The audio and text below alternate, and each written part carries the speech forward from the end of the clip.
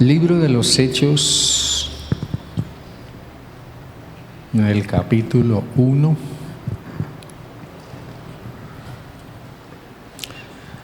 Allí en el versículo 6 tenemos un título, llama la Ascensión.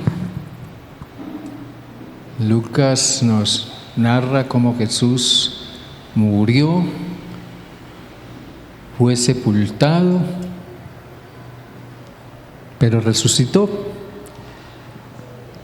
y que estuvo durante 40 días apareciéndose a sus discípulos, pero después ascendió al cielo de una forma realmente sobrenatural.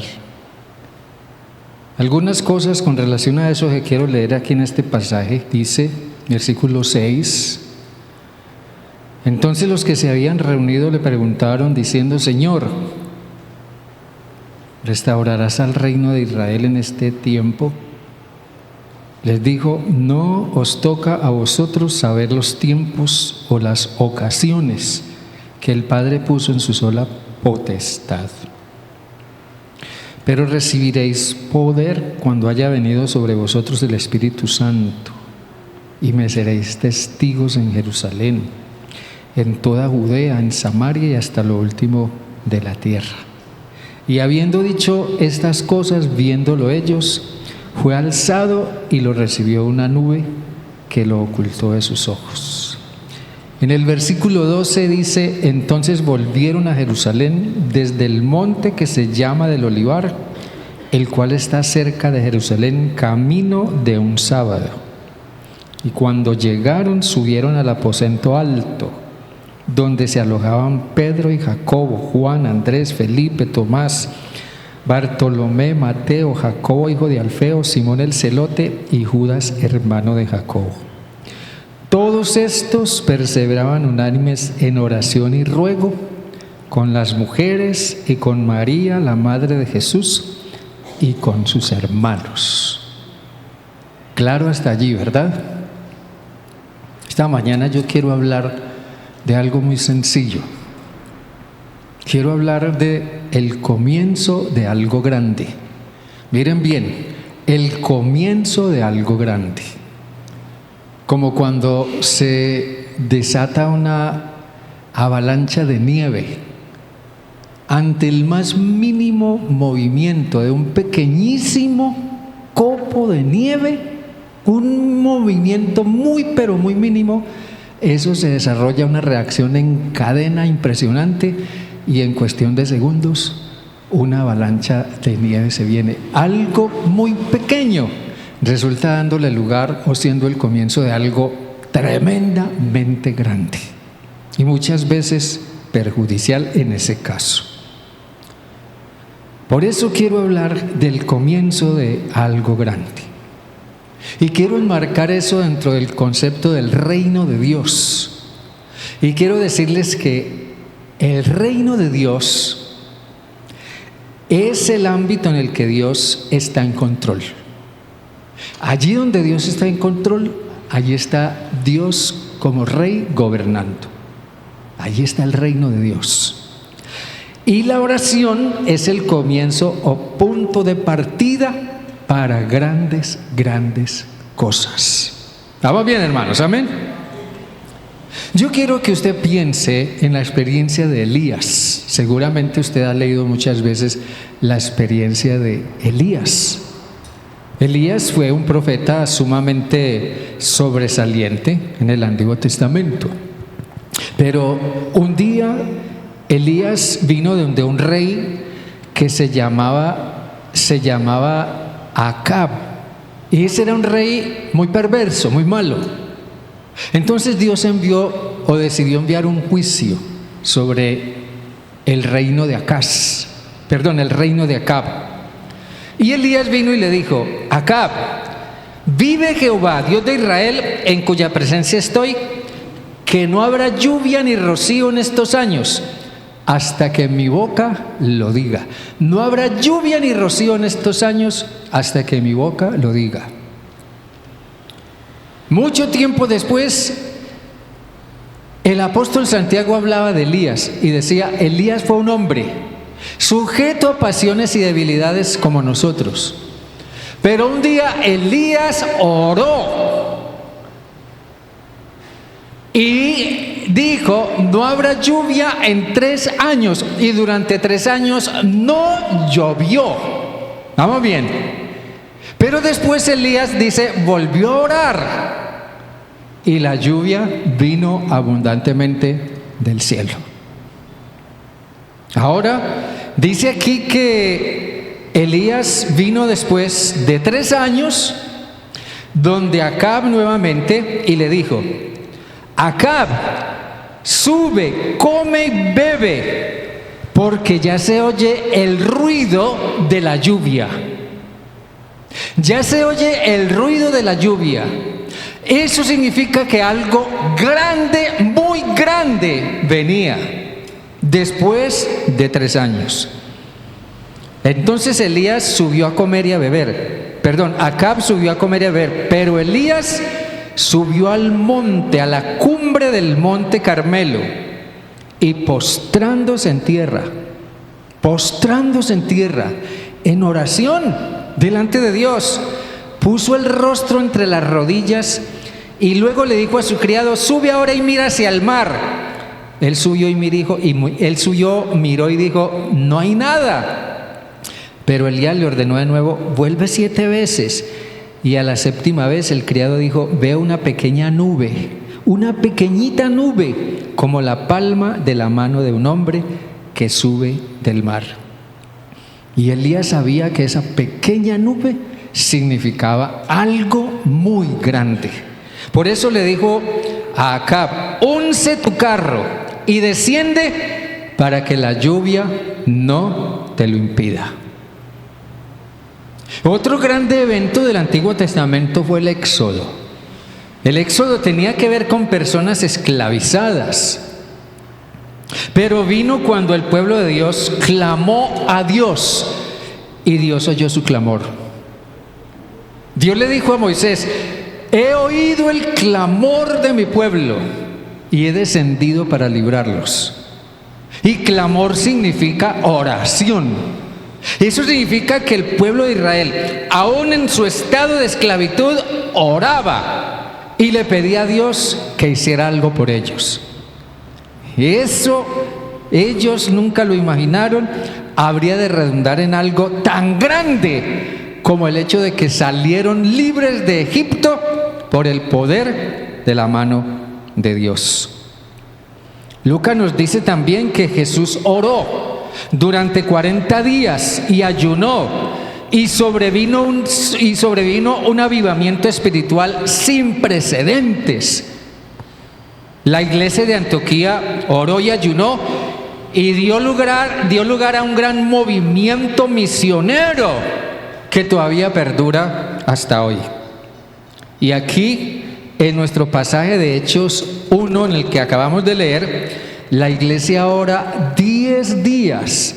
10 días la iglesia oró, y sucede algo aún mucho más grande. El Espíritu Santo desciende y abre la boca de los presentes para una incontenible proclamación de la palabra de salvación, que trajo la formación de una iglesia de más de 3,000 personas y que en cuestión de días llegaron a ser más de 5,000. El punto que quiero subrayar aquí es: ¿por qué sucede esto? Porque que sucede, sucede, ¿sí o no? Que sucede, sucede. Ahí está la evidencia en la Escritura. Y tal vez nosotros mismos hemos vivido, iglesias han vivido en la historia experiencias como estas, porque sucede. Pero la pregunta es: ¿por qué sucede? Yo quiero decirles esta mañana que esto sucede por varias razones. Razones que nosotros haremos muy bien aquí en nuestra iglesia en asumir, tomar nota de ellas y ver cómo las podemos aplicar en lo personal, en lo familiar, en nuestra iglesia, no sé. Sucede por varias razones.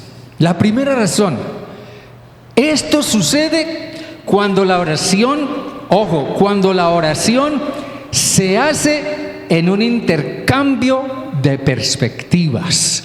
Cuando la oración se hace en un intercambio de perspectivas. En el versículo 6 de Hechos 1 dice: entonces los que se habían reunido le preguntaron diciendo: Señor, ¿restaurarás el reino a Israel en este tiempo? El reino a Israel. Esa era la perspectiva personal de ellos. Esa era la visión de ellos. Que el poder, el gobierno, la libertad, la independencia, la democracia, todo le fuera devuelto a Israel, que estaba bajo el dominio imperioso del Imperio Romano. Y ellos esperaban que en alguna manera ese Jesús en el que ellos habían creído y decidido seguir encabezara una revolución armada para liberar al pueblo de Israel. Su perspectiva personal era establecer un sistema político religioso. Pero Jesús les dijo: no, señores, a ustedes no les toca eso. Eso no es lo que el Padre quiere que ustedes hagan. Ustedes no tienen que ponerse a pensar en eso ni preocuparse por eso. No, eso no les toca a ustedes. Él les dijo: pero recibiréis poder cuando haya venido sobre vosotros el Espíritu Santo, y me seréis testigos en Jerusalén, en toda Judea, en Samaria y hasta lo último de la tierra. Jerusalén era la capital de Judea. Para el tiempo de Jesús, Jerusalén tenía, según algunos datos, más de 1.500.000 habitantes. Para el tiempo de Jesús eran cientos de personas, de almas. Judea era el país por cuyo territorio había sembradas por toda parte cientos de aldeas y pequeños pueblos. Y eso también significaba gente. Samaria era la nación enemiga cultural y tradicional de Israel, pero también era gente, eran almas en las que había que pensar. Y hasta lo último de la tierra, eso pudiéramos traducirlo como hasta el último rincón de la tierra en donde haya al menos una persona. Así sea la última persona de este mundo. Lo que Jesús le está diciendo a sus discípulos es que la prioridad de Dios es la gente, son las personas, las almas, las familias. A los discípulos de Jesús les interesaba una revolución armada, una guerra contra los romanos. Y ellos no se pusieron a pensar que eso implicaba seguramente la pérdida de muchas vidas, la muerte de muchas personas. Pero lo que a Dios le interesaba era que la gente viviera. A Dios no le interesaban los sistemas políticos ni religiosos. No, a Dios no le interesa eso. Por eso el punto aquí es el intercambio de perspectivas. Yo siempre he pensado que este grupo de discípulos, de los que Lucas dice que eran como 120 personas entre hombres y mujeres, y ahí entre esos 120 estaban los 12 o los 11 apóstoles de Jesús que quedaron. Y siempre he pensado que ese grupo de discípulos tenía en mente irse, abandonar todo. Ellos vieron morir a Jesús, pero después lo vieron resucitado de nuevo. Pero parece que para ellos eso no fue suficiente. Ellos siguieron con la idea de liberar a Israel del dominio romano. Por eso ellos no vieron esa esperanza en Jesús y ellos pensaron en irse y abandonar todo. Por eso en el versículo 4 del capítulo 1 dice que cuando estaban juntos, Jesús les ordenó y les dijo: no se vayan. La Nueva Traducción Viviente dice: no se vayan. Aquí dicen: no salgan de Jerusalén, no hagan nada, no tomen ninguna iniciativa todavía, sino esperen la promesa del Padre, la cual ustedes oyeron de mí. No se vayan, esperen a ver qué pasa, esperen la promesa del Padre. Sí, ellos se iban a ir, iban a darle la espalda a todo. Pero algo sucedió que los hizo cambiar de idea. Jesús les dijo, en realidad su tarea no es una guerra, no es armar una revolución, no, esa no es su tarea. Su tarea es ser mis testigos. Ustedes recibirán poder de Dios, recibirán el poder de Dios cuando venga sobre ustedes el Espíritu Santo y me serán testigos. Y un testigo en el ámbito o en el contexto judicial, un testigo es, en una forma muy sencilla, es una persona o alguien que aporta evidencias con respecto a algún asunto. Un testigo es alguien que aporta evidencias, aporta pruebas o algo que pueda ser probatorio para un juicio o alguna cosa así. Así que Jesús le estaba diciendo a sus discípulos, ustedes serán mis testigos. Ustedes le hablarán a la gente acerca de mí, dice la Nueva Traducción Viviente. Ustedes le hablarán a la gente acerca de mí. Ustedes le dirán a la gente que yo salvo. Ustedes le dirán a la gente que yo transformo. Ustedes le dirán a la gente que yo perdono los pecados de la gente. Ustedes le dirán a la gente que yo hago que la gente tenga un nuevo comienzo en sus vidas. Pero ustedes mismos serán la evidencia de eso. Ustedes serán la evidencia. Ustedes serán mis testigos. Y es allí donde comenzó el cambio de perspectiva que ellos tuvieron que hacer. Ellos pensaban muy poco en la vida de la gente al querer encabezar una guerra. Pero Jesús les enseñó a hacerles ver el valor que realmente tiene la gente para Dios. Y eso sucedió cuando Jesús les hizo ver el infinito valor de un alma humana. Entonces ya no se trataba de pensar en tomar la espada para establecer un reino terrenal, sino en tomar la palabra de Dios para transformar vidas y para establecer el reino de Dios en los corazones. Amén, hermanos.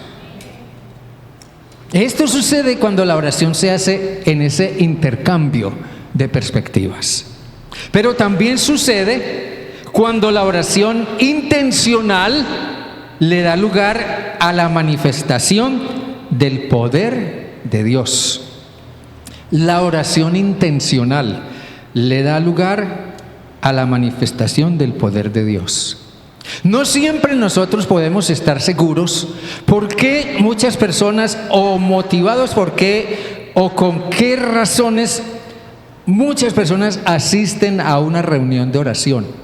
Sí, muchas cosas nos llevan a una reunión de oración o nos motivan a organizar reuniones de oración. Necesidades personales, problemas de salud, problemas económicos, problemas familiares, toda índole. Y eso está muy bien.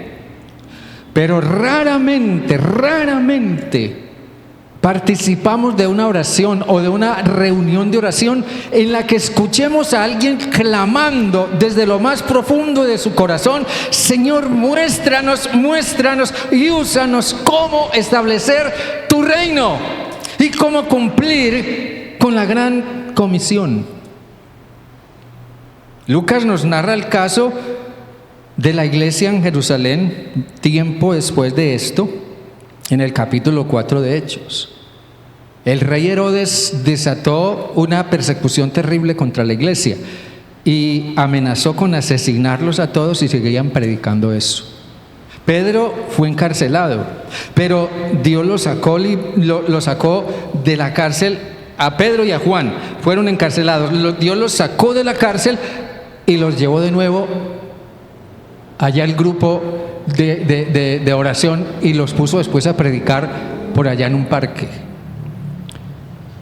Pero cuando ellos fueron al grupo de oración, ellos le dijeron a la iglesia, que seguramente era en una casa, le dijeron: esto y esto nos advirtió el gobierno, ustedes verán qué vamos a hacer. Pero Lucas dice que la iglesia se postró en oración delante de Dios y le dijeron a Dios: Señor, mira sus amenazas y concede a tus siervos que con toda valentía hablen tu palabra. Amén, hermanos. Señor, encárgate tú de eso que nosotros no podemos manejar, de eso que nosotros no podemos controlar, pero úsanos sí para aquello a lo que nos llamaste. Esta es una iglesia que no se arredró, no se amedrentó, no se escondió. Eso realmente es increíble. Pero eso le dijeron ellos a Dios. Volviendo al caso de nuestros discípulos de Hechos 1, ese grupo de hombres y mujeres discípulos de Jesús, dice Lucas, volvieron a Jerusalén. Y esa nota es insistente en la narración de Lucas. Volvieron. Y volvieron después de la indescriptible experiencia de ver a Jesús ascender al cielo. Usted se ha puesto a pensar en eso. ¿Cómo sería haber visto, no solamente cuando Jesús nació y era un bebé, haberlo visto? No solo cuando Jesús estuvo en la cruz y expiró, o cuando fue sepultado, haberlo visto. O cuando se levantó de la tumba y se presentó vivo, haberlo visto.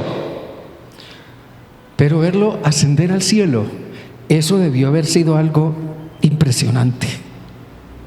Tal vez a nosotros ya hoy en día no nos sorprenda tanto eso, no sé. Pero eso debió haber sido algo impresionante. Y esa ascensión de Jesús al cielo parecía cerrar un ciclo, al menos para sus discípulos. Pero dice que ellos volvieron a Jerusalén. Hicieron una caminata de cerca de 1 kilómetro que había desde el lugar, desde donde Jesús ascendió hasta Jerusalén, 1 kilómetro. Y durante esa caminata ellos tuvieron tiempo de pensar. Yo me imagino cómo esos discípulos llegaron a la casa donde estaban hospedados, porque tengo la idea de que esa casa era como una especie de hotel, de hospedaje, donde ellos tenían quizás un lugar en habitaciones y tal vez tenían allá sus equipajes y tenían pensado irse una vez que todo terminara, según ellos lo veían. Tenían sus equipajes allá y muy probablemente fueron entrando al lugar, pero el punto es que ellos no le echaron mano al equipaje. No, ellos fueron entrando en la habitación que muchas casas solían tener en la azotea y que comúnmente se conocía como el aposento alto. Yo creo que esto era algo así como hoy día los hoteles tienen un conjunto de habitaciones para hospedar los huéspedes, pero también tienen un salón, generalmente tienen un salón para conferencias, ¿ya? Los hoteles tienen hoy en día eso. Y yo pienso que ese aposento alto era como el salón de conferencias de esa casa donde ellos estaban hospedados. El punto es que todos fueron llegando allá, al salón de conferencias, al aposento alto. Todos fueron llegando allá unos tras otros, uno tras otro. Yo me he preguntado en qué pensarían, qué tenían en mente cuando llegaron allá. Ese grupo tan singular estaba allí con un propósito: orar. Pero ¿orar acerca de qué? ¿Orar acerca de qué? Miren que previamente ellos habían sido confrontados e impactados por las palabras de Jesús. Ustedes recibirán poder. A ustedes no les corresponde restaurar el reino de Israel ahora. No, eso no es tarea de ustedes. Ustedes recibirán poder cuando haya venido sobre ustedes el Espíritu Santo y me serán testigos, desde aquí hasta lo último de la tierra. Así que eso tuvo que haber encaminado su oración. Por eso ellos volvieron. Y su ingreso al aposento alto y su oración fueron intencionales. Y nos lo prueba el hecho de que ellos decidieron quedarse. Tal vez algunos se sintieron tentados por el equipaje que tenían listo en la habitación y habían podido echar mano de él y haber emprendido su camino de regreso a su tierra. Pero ellos desistieron de eso y de manera intencional subieron al aposento alto. Y ellos tienen que haberse enfocado en eso de recibiréis poder, en eso de me seréis testigos. Eso tiene que haber dominado su mente y su pensamiento en ese momento. Y ellos, habiendo sido seguidores de Jesús, tienen que haber pensado, eso tiene que ver con nosotros. Cada uno tiene que haber pensado, eso tiene que ver conmigo. Por eso ellos no pudieron echar mano de su equipaje e irse, porque algo dentro de ellos le decía, no puedes irte y dejar esto de la forma en que está. De pronto ellos vieron que más allá de haber establecido un reino terrenal, como lo soñaban, había algo de mayor dimensión, y era establecer el reino de Dios. Jesús procuró definir o ayudarnos a entender el reino de Dios de muchas maneras, porque el reino de Dios implica muchas cosas. Pero déjenme decirle esto, en forma sencilla, el reino de Dios es el ámbito donde Dios gobierna, donde Dios es el rey. Donde hay un rey, hay un reino. Donde hay un reino, hay un rey. Si un rey en el tiempo de Jesús era despojado de su reino o era despojado de su cetro, era despojado de su autoridad, entonces ya no había rey, no había quien gobernara, por tanto no había reino. Pero Dios es un rey que siempre está en control de todo, y el reino de Dios está presente donde Dios gobierna. Ahora, déjenme decirles esto. Entonces, el reino de Dios desde esa perspectiva es establecer a Cristo como Rey, como Señor, como Salvador en el corazón de muchas personas. Cuando alguien te habló a ti de Cristo, cuando tú entendiste lo que es el Evangelio, cuando tú entendiste que Cristo es tu Salvador y que Él quiere ser el Señor y el Rey de tu vida, y tú le dijiste a Cristo Jesús, y tú le dijiste a Cristo, Señor Jesús, entra en mi corazón, yo te acepto como mi Salvador, como mi único y suficiente Salvador, pero también como Señor y Rey de mi vida. Yo espero que tú hayas dicho eso cuando aceptaste a Jesús. Entonces Jesús vino a tu corazón como Él lo prometió, para ser Salvador y para ser Rey. Por tanto, el reino de Dios vino a tu corazón.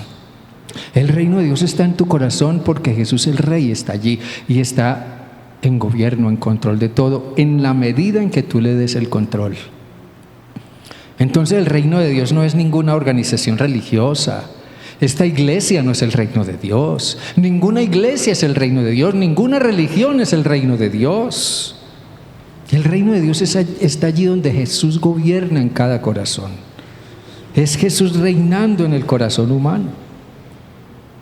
Y en lo que respecta a esto, entonces, según acabamos de describir el reino de Dios, la oración es el comienzo o punto de partida para grandes cosas. Piensa en esto. ¿Qué puede haber más importante que el reino de Dios se establezca en el corazón de muchas personas? ¿Qué puede haber más importante que el reino de Dios se establezca en el corazón de tu esposa, de tu esposo, de tu familia, en el corazón de tu hogar? ¿Qué puede haber más importante que el reino de Dios se establezca en el corazón de tu hijo, de tu hija? ¿Está el reino de Dios realmente en el corazón de tus hijos? ¿Está el reino de Dios realmente en el corazón de tu relación de pareja? ¿Está el reino de Dios realmente en el resto de tu familia o de las personas que conoces? ¿Qué puede haber más importante que eso? Que el reino de Dios se establezca en el corazón, en lo familiar, en lo personal, en la iglesia. Observen ustedes que el grupo de líderes, digamos aquí los apóstoles y los laicos, o sea, los que no eran apóstoles, los demás creyentes, ese grupo se hizo uniforme. Eso nos dice Lucas. El grupo se hizo uniforme. Ese grupo se fundió en uno solo, sin ninguna clase de distingos ni jerarquías. Todos estos, dice Lucas, todos estos, o sea, los apóstoles, perseveraban unánimes con las mujeres y María y los hermanos de Jesús. O sea, ellos se hicieron un grupo uniforme, consciente de que todos eran iguales ante Dios. Aquí no se trataba de que es que yo soy apóstol y tú eres laico. No se trataba de es que yo soy el pastor y tú eres la oveja. No, no se trataba de es que yo soy hombre, nosotros somos hombres y ustedes son mujeres. Y aquí los hombres tenemos la preeminencia, los hombres tenemos el dominio. No, no se trataba de eso. Aquí no se trataba de que yo soy líder, tú eres un miembro simplemente de la iglesia y debes seguirme como líder. No.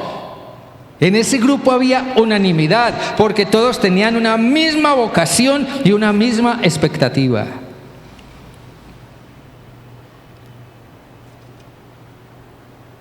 Cuando cambió la perspectiva, cambió la intención y cambió todo.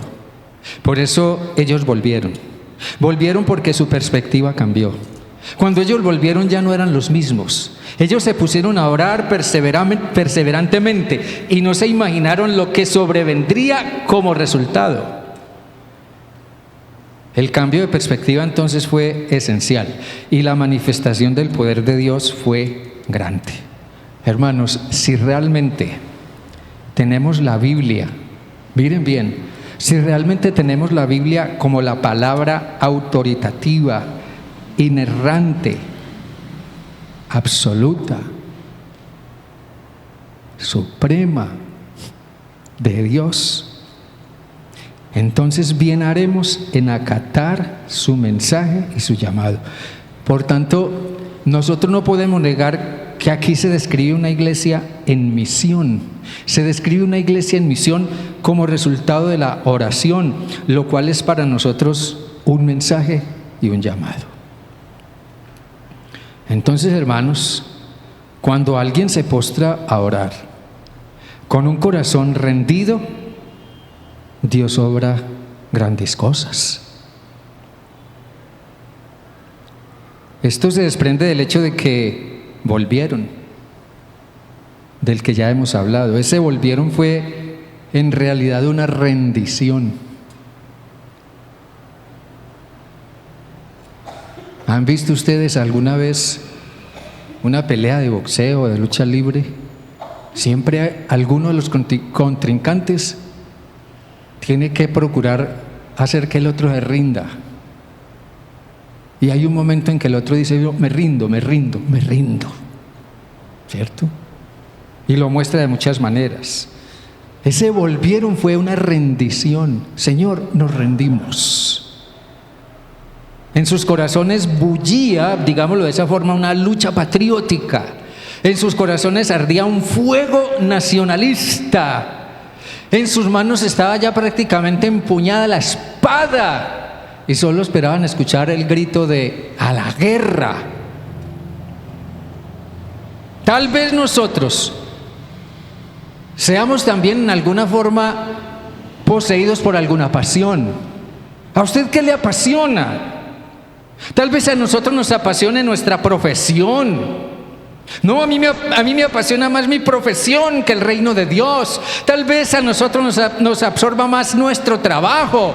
A mí me absorbe más mi trabajo que el reino de Dios. Pero cuando comprendieron que la perspectiva de la misión era otra, entonces se rindieron. Y con ese espíritu rendido se postraron en oración delante de Dios. Aquí Lucas marca dos tiempos en su narrativa. Marca dos tiempos opuestos.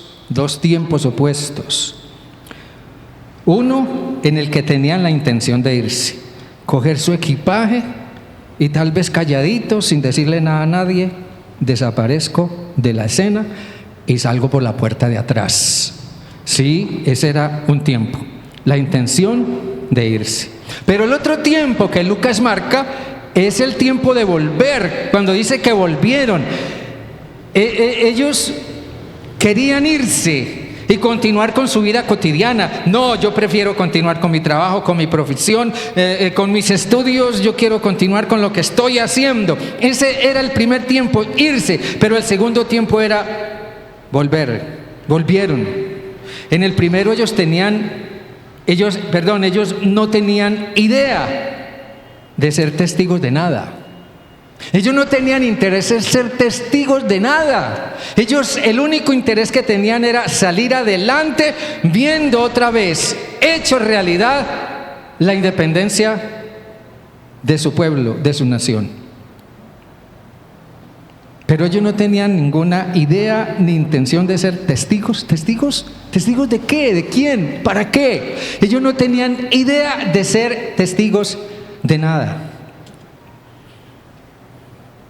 Su perspectiva era: ¿restaurarás el reino a Israel ahora? Para ellos era simplemente, bueno, en realidad es hora pero de trabajar. Es hora pero de ocuparnos de nuestra profesión, de nuestra lucha por sobrevivir. Eso es lo que hay que hacer. Pero en el lapso de esos dos tiempos, algo sacudió sus vidas. Por eso quiero traerles el versículo 9, y ya voy terminando. Y habiendo dicho estas cosas, viéndolo ellos, fue alzado, y lo recibió una nube que lo ocultó de sus ojos. ¿Se ha puesto usted a pensar en la ascensión de Jesús? En el hecho de la ascensión de Jesús. La ascensión de Jesús conllevaba un mensaje, era un mensaje profético. En la ascensión de Jesús había un mensaje grandioso, y el mensaje era: así como Jesús se fue al cielo, así se irán ustedes, y así se irán todos los que crean en Él por medio de ellos. Así como Jesús se fue al cielo, así te irás tú si has aceptado a Cristo como tu Salvador. Así como Jesús se fue al cielo, así se irá tu esposa y tu esposo y tus hijos y tu familia. Hermano, hermana, ¿quieres tú ir al cielo? ¿Quieres que tu familia vaya al cielo? ¿Quiere que tus hijos vayan al cielo? Y tal vez debiéramos preguntar verdaderamente: tu familia, tu esposa, tu esposo, tus hijos, ¿si están en camino al cielo? ¿O meramente están en camino al culto porque tú los traes obligadamente? ¿O tal vez tú mismo vienes al culto simplemente por tradición, porque no hay otra cosa que hacer, o porque allá te acostumbraste a venir, pero en realidad sí estás camino al cielo?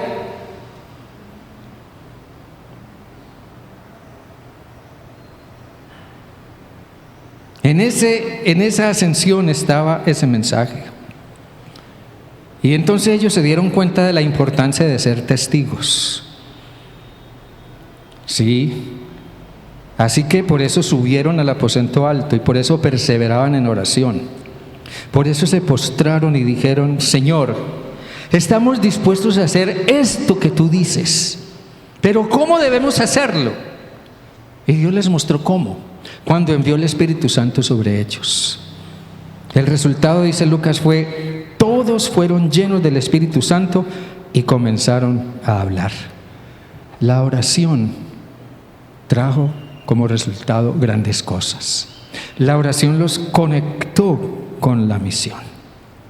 Hermanos queridos, la oración no solo obra para que consigas un trabajo. La oración obra también para que comiences un ministerio en tu trabajo. La oración no solo obra para que te cases, tengas un buen esposo, una buena esposa y un buen hogar, sino también para que desarrolles un ministerio en pareja. La oración no solamente obra para conseguir un título universitario y hacernos a una buena profesión o a un buen trabajo, sino también para que uses tu título universitario para servir al reino de Dios. Hoy en día hay países en la ventana 340 donde es imposible entrar si tú eres identificado como cristiano, y mucho menos si eres un misionero o misionera cristianos. Entonces, ¿cómo están haciendo los misioneros llamados a la misión allá en esos países para poder entrar? Están entrando con sus títulos universitarios. Están entrando con la profesión que desarrollan, como médicos, como docentes, como abogados, como lo que sea, para poder ir y hacer su trabajo misionero. Hermanos queridos, la oración no solamente obra para conseguir una buena casa, sino también para que puedas usar tu casa para extender el reino de Dios. Cuando Jesús enseñó a sus discípulos a orar y nos enseña también a nosotros. Él dijo, cuando oren, digan, venga tu reino, venga tu reino. Jesús enseñó que al orar lo hagamos a partir de la perspectiva del reino. Y el reino se establecerá como resultado de la oración. O sea, lo que yo veo aquí es que es la oración la que nos conecta con la misión de establecer el reino. Nunca podremos ni siquiera imaginar las cosas que Dios hará si nos postramos rendidos a su perspectiva y propósito para nuestras vidas. Hermano, hermana, si quieres ver grandes cosas de Dios en tu vida, en tu familia, en la iglesia o en cualquier otro lugar donde Dios te pueda usar, ora, ora. Cambia tu perspectiva y busca la perspectiva de Dios. No para que Él haga la voluntad tuya o la mía, sino para que tú y yo hagamos la voluntad de Él. Amén, hermanos. La oración es el comienzo de grandes cosas, cuando se hace desde la perspectiva de Dios y cuando nos rendimos a Él. Que el Señor nos ayude.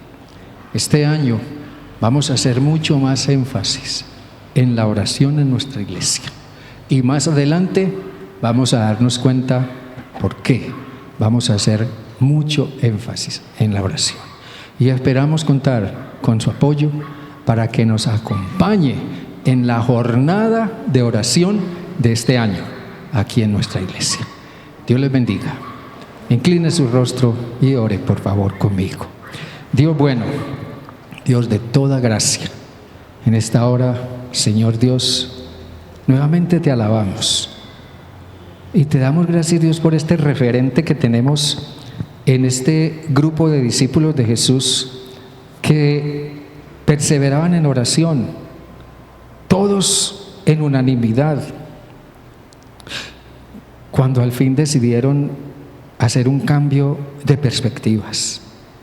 Ya no era restaurar el reino, ya no era el trabajo, ya no era el estudio, la situación económica, ya no era la seguridad personal. Ellos dijeron, todo eso lo dejamos en tus manos, Señor Dios. Pero ellos oraron, Señor, ayúdanos a ser la clase de testigos que tú quieres que seamos. Concédenos, Señor, el que sigamos y nos dediquemos a proclamar tu palabra. Y yo sé, Dios, que esa es la iglesia que tú anhelas. Yo sé que esa es la iglesia que tú quieres que nosotros seamos. Yo sé que eso es lo que tú anhelas, que cada uno de nosotros, en lo particular, en lo personal, seamos, Señor, que tú realmente nos hagas útiles en tu obra y en el extendimiento de tu reino. Señor, que nos ayudes a cumplir esa misión que tú has encomendado a la iglesia. Padre, yo te ruego, Señor, que nos unas en oración por esto, en este año que comienza. Pero también, Señor, te ruego que levantes en esta iglesia un más ferviente espíritu de misión.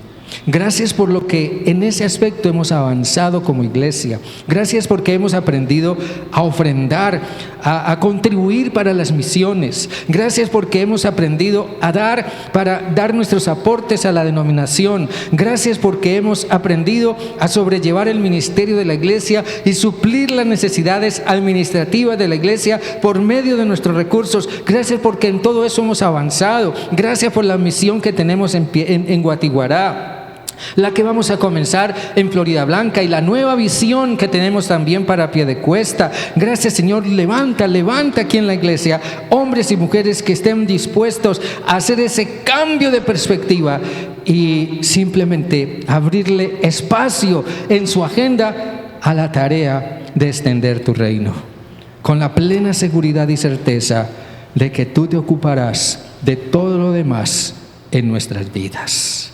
Señor Dios, ayúdanos a ser vasos útiles y llénanos de tu Santo Espíritu, como aquellos creyentes en Hechos 1 y 2. Ayúdanos a ser una iglesia según Hechos 1 y 2. Padre, todo lo dejamos en tus manos en el nombre de Jesús. Amén y amén y amén. Y Dios me les bendiga, mis hermanos. Gracias.